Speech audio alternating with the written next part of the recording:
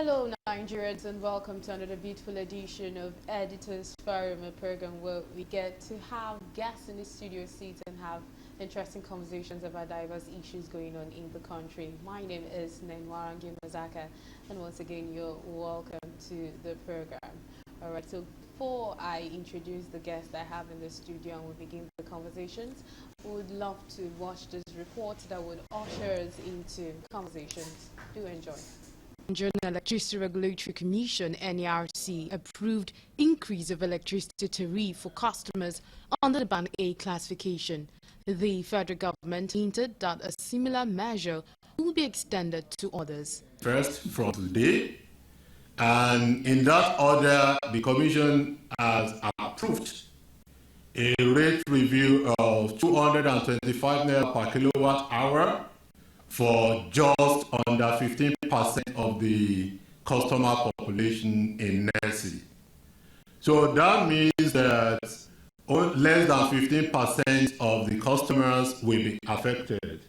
And you recall the number, I'm sure you are aware of the number of customers we have in NERC, and these are the customers that have been proven to be enjoying 20 hours average of supply.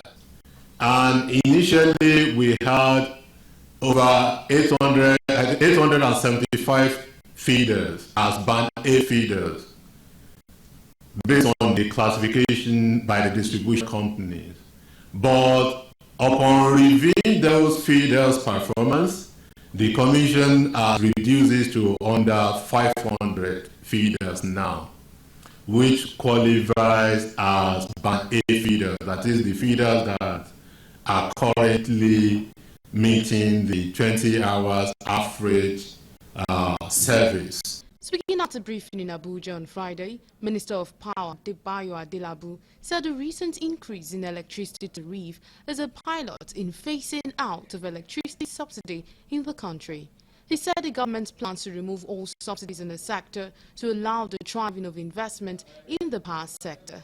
The minister said the tariff review was in conformity with the policy thrust of maintaining a subsidized pricing regime in the short run or the short term, with a transition plan to achieve a full cost reflective tariff for over a period of at least 3 years. The minister admitted he had mentioned it in a couple of media briefings that it is because of government sensitivity to the pains of the people that the country will not migrate fully into a cost reflective tariff or to remove subsidy 100% in the power sector like it was done in the oil and gas sector. Adilabu said the government is not ready to aggravate sufferings any longer, hence the decision to make it a journey rather than a destination, while the journey starts from now on. The minister said the government has commenced a gradual migration from the subsidy regime to a full cost reflective regime and must start with some customers. According to him, this is more like a pilot for the Ministry of Power and its agencies, adding that it is like a proof of concept that those that have the infrastructure sufficient enough to deliver stable power of enjoying 20 hours of light to be the ones to get tariff added. The minister added that 225 kilowatts per hour Band A customers are charged as little as relative to the 500 naira they pay for alternative energy like diesel and others. All right, welcome back to the studio, and with me I have Mr. Sonia Oni, who is the editor with the Nation newspaper. Thank you. So good to have you in the studio. So and pleasure. Yes, and I have with me Dr. Yinka Uyi Vili. I got it right? Very well. All right, thank God, who is a seasoned journalist. Thank you so much for being with me to have this discussion today. All right, so moving from the reports, electricity tariff, the increase and all of that. Well, before we go deep into all of that, was the whole, I think I've asked a question in this program before, but I want to ask again, was the whole electricity tariff, the whole electricity subsidy, was it something new to you when you heard it? Because I mean, some Nigerians said, I'm like, oh, was there even subsidy in electricity in the first place? You know, the whole thing came like it was news to some people. Well, how did you, was it news to you, Mr. Sonia? I wouldn't say it's new. Okay. Because if you look at the Electricity Act itself, actually envisages some structural reforms, fundamental structural reforms of the industry. And this covers a whole gamut of activities, regulatory, pricing, and all the works. They've always been there. Okay, and if you look at the so-called MYTO, that's multi-year tariff order, that was in place much earlier on at the onset of this reform, this Election Reform Act, you will see that it was a kind of programmed activity to lead to systematic removal of the subsidy. So it's always been there. Okay. Don't forget that we moved from an era of government sole monopoly of the power sector to a partial deregulation, and then even now we are not even there yet, because the transmission apparatus is still exclusively in the hand of the federal government.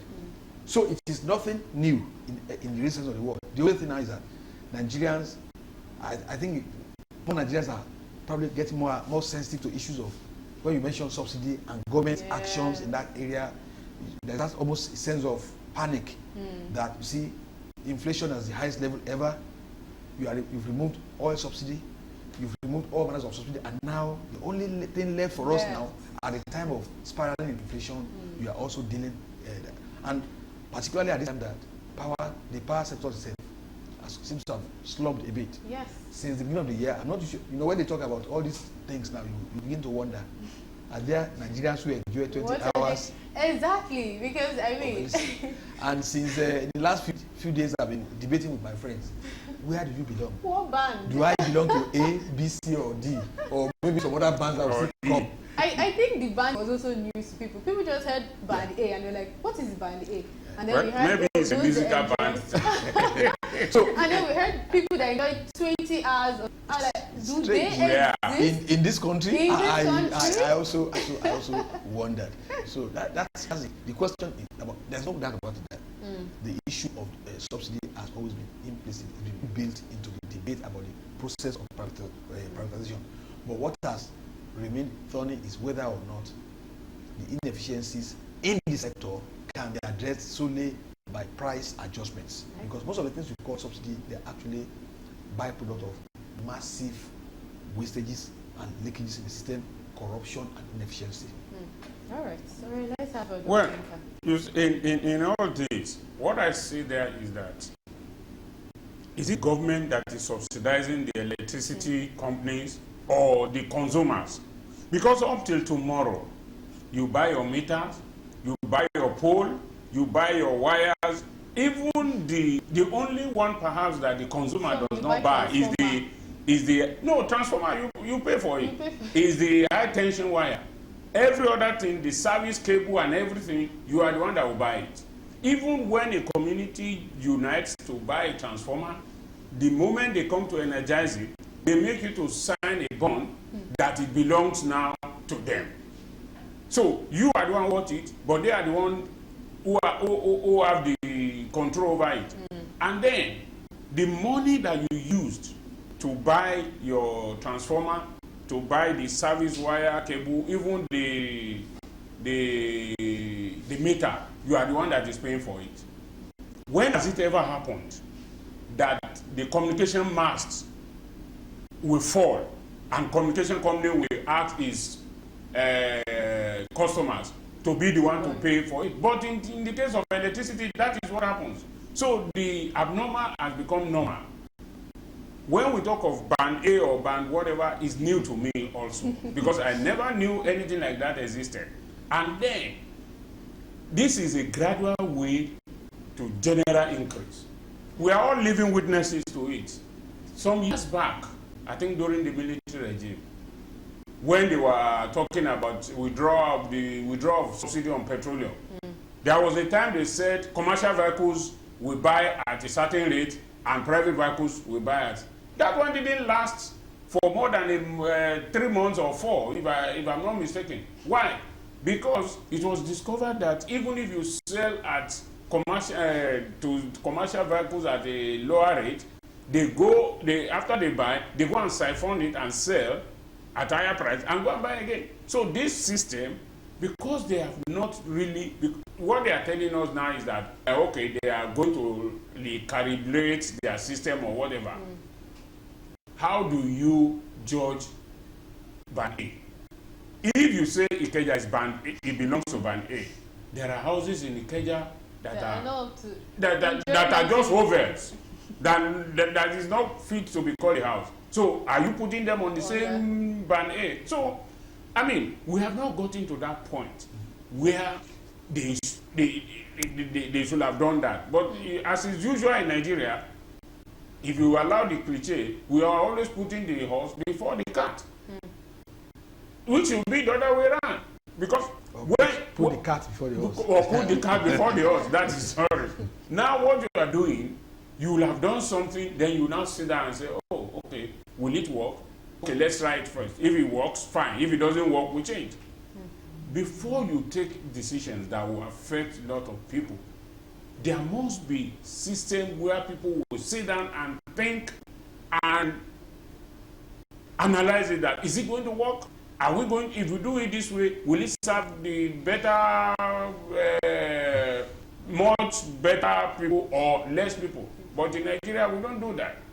Okay. I think people also felt that one of the things this administration is known for is coming up to say, okay, we are cancelling this. So, you know, the whole fuel subsidy thing was a one-time no subsidy, and that was it, you know, and then now again we are having electricity, you know, increase in electricity tariff and all of that. But some people are also of the opinion that the money could be used instead to, you know, fix the electricity infrastructure.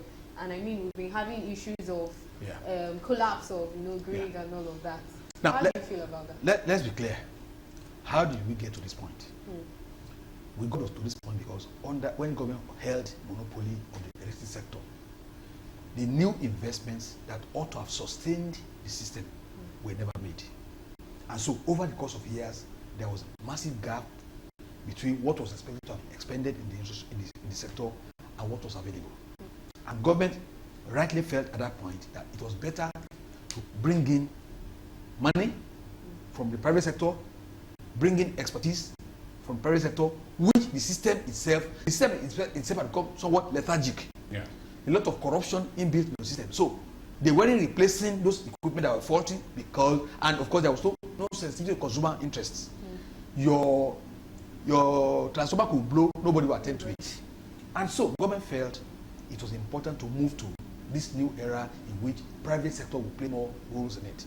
The whole idea is that, first, if you are able to get the private sector to it, they will bring in their business models, they will bring their money, and then they will recover their money. So, to directly answer your question, it's not as if what the government is doing is necessarily wrong, quote unquote. Whether we like it or not, unless you are able to attain some measure of cost recovery, you will never be able to get an industry going, and that's the problem.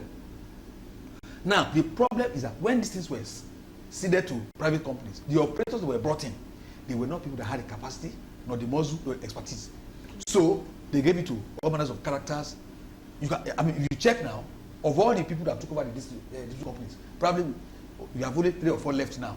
Government seems to have taken all of them back because they couldn't deliver on the targets. Now, he spoke about metering. They couldn't deliver. That was the basic instrument for actually collecting your revenue. Exactly. They couldn't deliver on that. Even their systems, upstream systems, you need to go and, you see, he said people are transformers. Yes, in my own community, we did. Because if you have to wait for them, it's like waiting for Godot. But the question is, where is the way forward in all of this? Honestly, it's a very tough call for government. Either we pretend that the present tariff regime can sustain it. Don't forget, from day one, the present regime, it only recognized that this present regime, pricing regime, was not adequate to cater for the needs of the sector. It's just about what the cost is. It's very easy to measure, okay? But the question, which one should come first? Is it the chick or the egg? Yeah.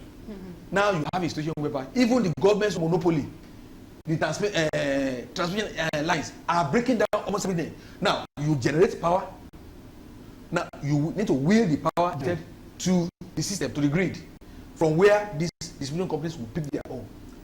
Every day, this year alone, the transmission company has collapsed several times. Yes. Now, if the government is not able to inject the needed capital to get even the transmission infrastructure which all these people need, then how can you now, in all honesty, turn around to the consumer and say, okay, let's show up the price so that we can because it doesn't simply make sense. That's why people are saying, look, I don't think the problem with Nigerians is that maybe they don't want to pay the cost reflecting price. I don't think so. Okay, you don't think so? If you buy 20 liters of fuel, put it in your generator, how many days will it last? It won't last you a week. And you know the cost of that. Yeah. Now, most Nigerians will readily pay that amount to have regular power.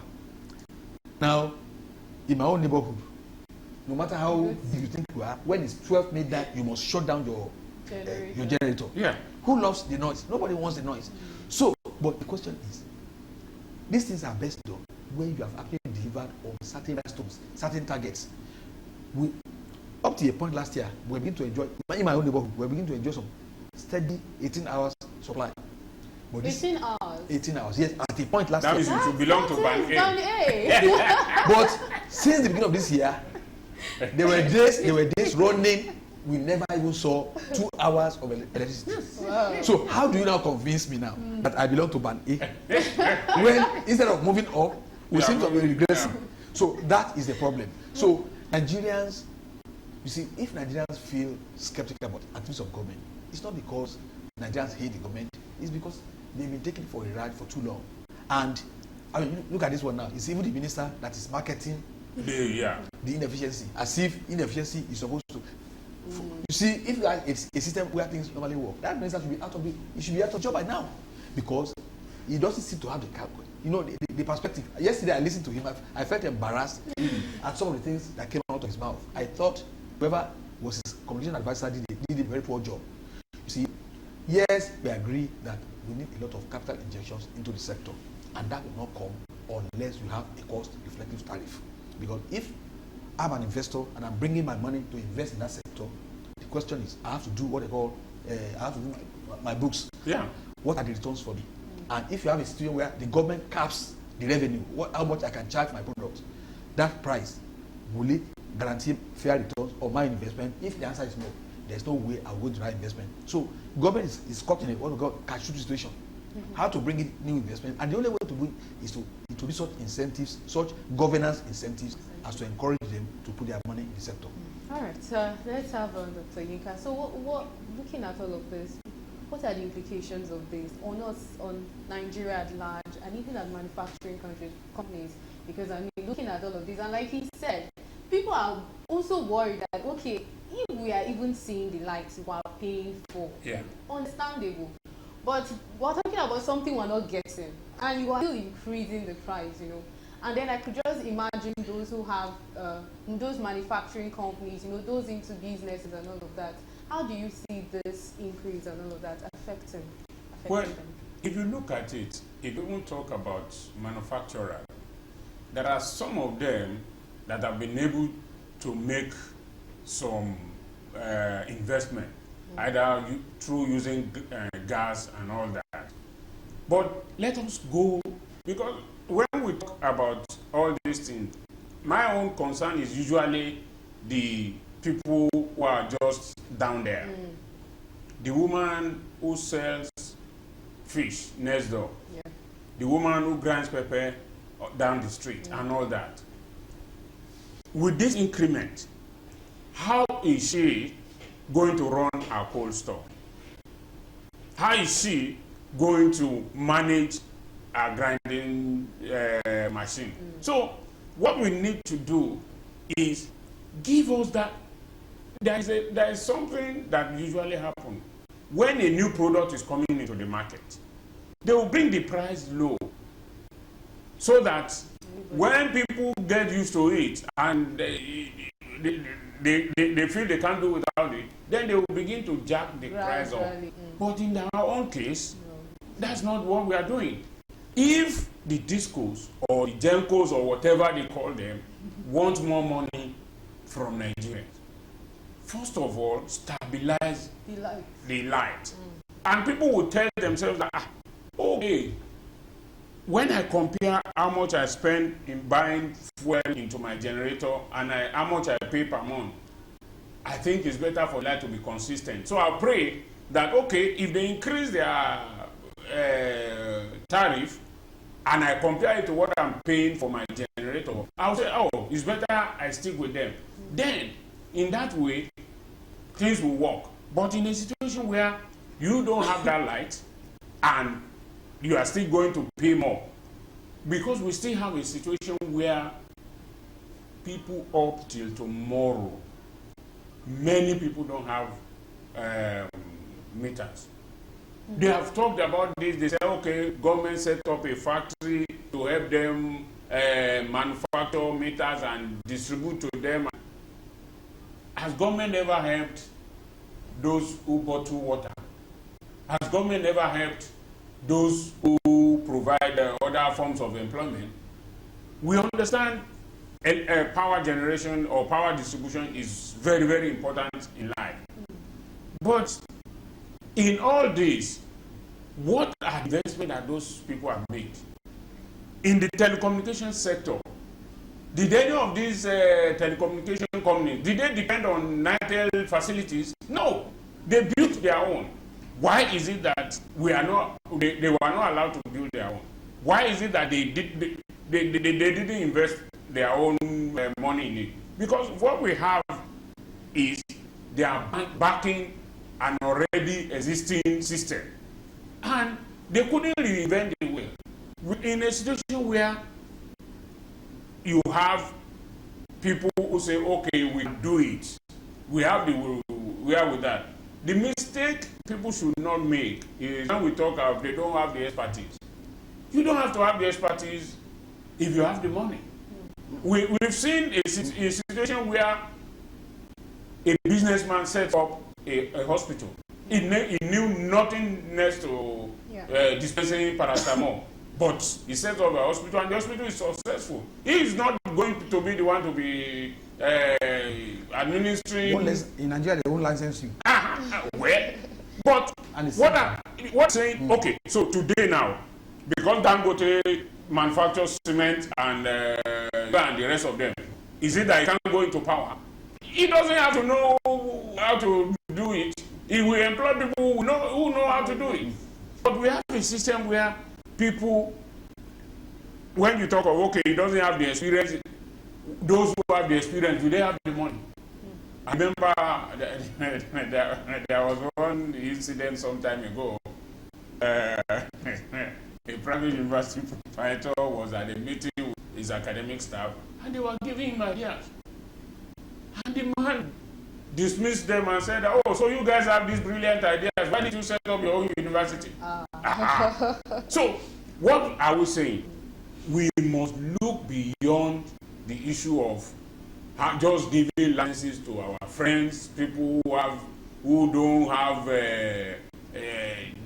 the idea, or who yes, they have the money, some have the money, but they will not want to bring people who have the ideas.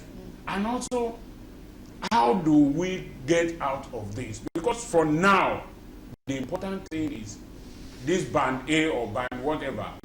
What I see there is they are just testing the waters. Okay. Just the same way it happened when fuel in the 80s, when fuel this subsidy thing began to be common, where they separated commercial vehicles from private. In the next 6 months, or I give them less than a year, I don't think they will graduate everybody to band A and tell you. I don't think they were. I don't think they were not straightforward in fixing those things. They told you that what we are going through now is a transitional phase. In other words, everybody will sooner or later migrate to a common platform. Yeah. But for now, there are some people, for whatever reasons, they are not able to get enough for whatever structural reasons. Those ones will pay lower. Probably also depending on how much you're ready to pay. Because I mean, those that are getting over 20 hours of life. Exactly. So we need to be clear on that. Whether you like it or not, as much as possible, the destination is cost recovery. In other words, you put in more your money, you're able to recover your cost and make a little margin of profit. That's the whole idea. And you spoke about why can't we bring it there? Up till recently, the Power Sector Reform Act, up to 2005, when the Power Sector Reform Act was enacted, yes, you couldn't on your own set up independent power plants. No, The law did not allow that. The law only recognized one national utility company, and that's why a lot of things, just like railway, you cannot go into it until very recently when government. So those are the issues that have actually hobbled the development in that sector, and this is what the past and previous government are now trying to move away from, so that you can now bring in expertise, bring in new money into the sector. But you see, you'll agree also that it take a bit of time to get to that destination. Yes. All right. I think for this electricity tariff issue, we've definitely addressed it well enough